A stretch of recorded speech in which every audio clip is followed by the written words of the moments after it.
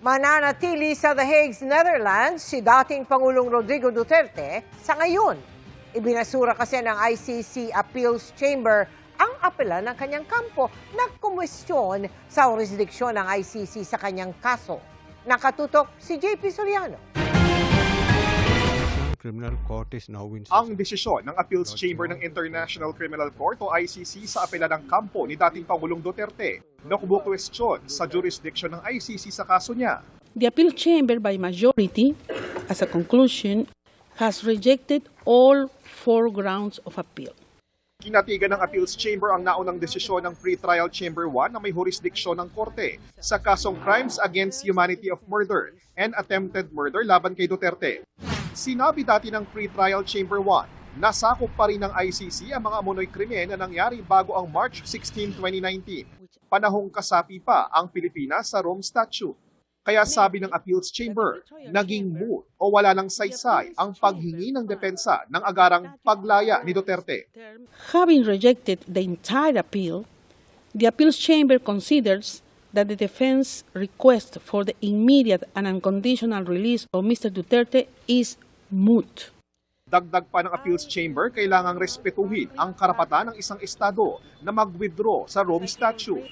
Pero hindi rin daw naaayon sa intensyon ng Rome Statute na mahayaan ng isang estado na matakasan ang responsibilidad nito sa pamamagitan ng pag-withdraw sa oras na malamang iniimbestigahan na ito ng ICC. The Appeals Chamber observes that the provisions referred to must also be interpreted in line with the object and purpose of the statute, which is to put an end to impunity for the perpetrators of the most serious crimes of concern to the international community as a whole. It would be incompatible with this object and purpose to enable a state party to evade its responsibilities under the statute by depositing a written notice of withdrawal once it discovers that alleged crimes committed on its territory or by its nationals are being examined by the prosecution.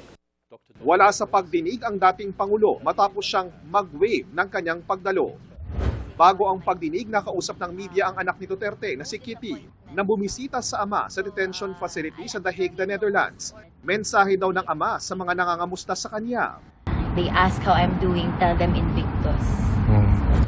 Ang salitang Invictus, isang salitang Latin na ang ibig sabihin ay di matitinag o hindi magpapatalo. Ang pag-reject ng Appeals Chamber sa appeal ni Duterte, wala nang balakid sa hinihintay na desisyon ng Pre-Trial Chamber 1 kung itutuloy sa paglilitis ang mga akusasyon laban kay Duterte.